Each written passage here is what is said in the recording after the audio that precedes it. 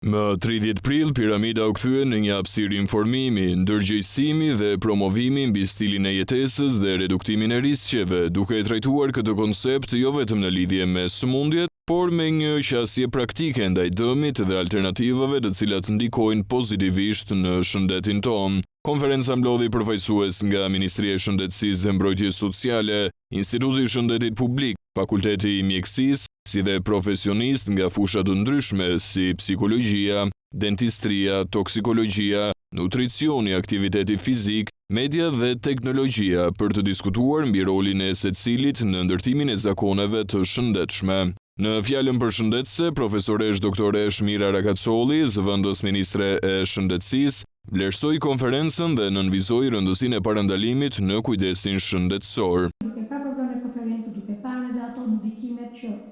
pëlqeu shumë ajo, një temë që do të fliste për ushqimin, një temë që do të flitej për rolin e drogave të alkoolit dhe sidomos edhe një temë që ka të bëjë me shëndetin mendor, sepse pjesë e shëndetit dhe shtili i jetesës është shumë edhe shëndeti mendor.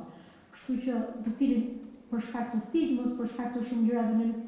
para shumë e flasim, por që ato probleme reflektohen edhe reflekton jo edhe aq shpejt. Doktor Adrian Hoxha, drejtuesi i shoqatës kombëtare të shëndetit publik, theksoi se koncepti i reduktimit të dëmit nuk i përket më vetëm fushës së shëndetësisë. Natyrisht njërisia e kësaj konference është, siç e përmendi edhe drejtuesja, është raporti që kanë bërë me median, kjo më vjen konferencës, duke bërë një promocion të fuqishëm, duke bërë media një aleat i idejnë i mjekësisë dhe i shëndetit publik, por duke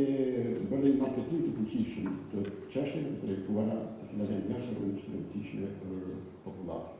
Në panelet që pasuan aty ku diskutuan mbi reduktimin e riskut, farmaceutikën dhe lëvizjen, u theksua domosdoshmëria për kujdes të veçantë atëherë kur flitet për produktet e duhanit, gjithmonë duke u mbështetur në fakte dhe studime shkencore. U vu në dukje edhe ndikimi i tyre në shëndetin oral, si dhe shqetësimi në rritje për aksesin që të rinjt kanë ndaj këtyre produkteve, ndërkohë aktiviteti fizik u vlerësua si një faktor kyç në mirëqenien e individit dhe komunitetit, jo vetëm në aspektin fizik, por edhe në atë mendor dhe social. Paneli i fundit ju kushtua rolit të medias dhe teknologjisë në edukimin për shëndetin, një diskutim mes gazetarësh, ekonomistësh dhe ekspertësh të teknologjisë. Lifestyle Conference u mbyll me një mesazh të qartë, të përqafojmë zakonet të shëndetshme dhe të shohim mirëqenien si një përgjegjësi e gjithë secilit dhe jo vetëm e mjekut. Me përfshirjen e konceptit të reduktimit të dëmit, këto platforma krijojnë mundësi reale për reduktimin e riskut në nivel individual